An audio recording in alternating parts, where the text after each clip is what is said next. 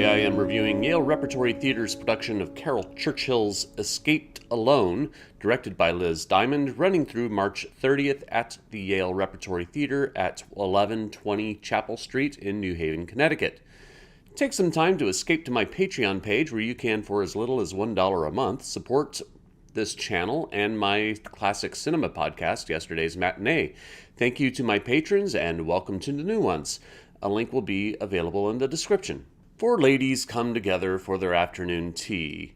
All at least 70 years old, they are so familiar with each other, their conversation flows from one to the other in a way that's not that they're completing each other's sentences per se, but more like they are sharing a combined universal mind of thought, speaking from one to the next. It's like they've had these conversations so many times that they can tell them to each other over and over again verbatim.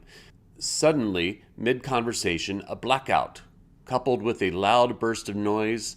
One of the women, Mrs. Jarrett, played by LaTonya Borsay, is spotlighted as she begins to depict a post-apocalyptic world where people live on rats, mushrooms are traded for urine, and newborns lose their eyesight. Such is the dichotomy of the world of Escaped Alone. After Mrs. Jarrett describes one apocalypse, we return to the ladies' tea party before returning to the end of the world again, and we repeat this over and over for the play's brisk 55-minute runtime.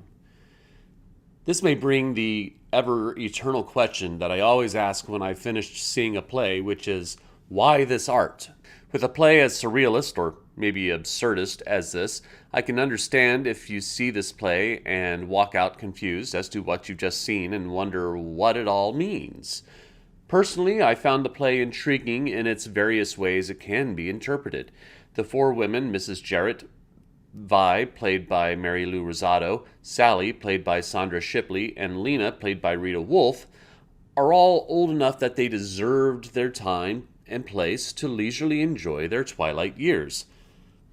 Coupling cataclysms with it can be taken as a tragedy as we cut their retirement short. It can also be interpreted as blissful ignorance of their own undoing. Are these women the authors of their own destruction through their own place of privilege, not paying attention to the serious matters of the world when they were younger, and now live through mostly insipid conversation? We do get insight into their deeper thoughts in asides, where we get monologues about things like ailurophobia, the fear cats, and conversations about manslaughter, as one of them recounts how she killed her husband. Traumatic for the storytellers, but in the grand scheme of things, comically trite compared to Mrs. Jarrett's visions of fire and brimstone. Whether Churchill had intention of deriving any of this from her play or something else, I couldn't tell you. This is the first time I've seen it, and from the plays I've seen of hers, like Cloud 9, for example, they can stand repeat viewings to gain further understanding. But this is what I've gleaned so far from Escaped Alone. The quartet of ladies are delightful. They have a remarkable bond with each other that denotes familiarity, which is perfect. LaTonya Borsay, who has a little more work than the others, gives the apocalyptic dialogue a peppered tone of someone who resents having to continue to live in the hellscape that the world has become, but can't resist looking into the abyss further to recount it to us, foreshadowing our own impending doom with torrents of horror mixed with sardonic non sequiturs if we continue sitting blindly by sipping our own tea. Strawbridge's lighting design and Shawn Lovell-Boyle's projection design are fittingly dramatic, with soft, peaceful tones when the ladies are enjoying their afternoon tea with floating clouds in the sky, coupled with ominous, surreal images of devastation and bloody crimson lighting.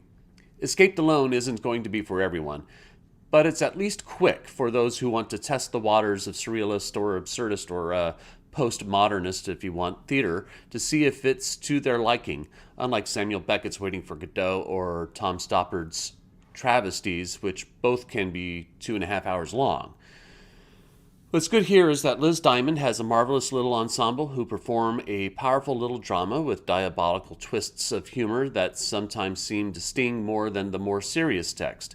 It's a bold and daring piece, directed with a capable cast giving challenging performances. But I am only one man's opinion, so be sure to leave yours in the comments below. If you'd like to see Escaped Alone, I'll leave a link in the description where you can get tickets. Also in the description, I'll leave a link to my Patreon page where you can support my channel.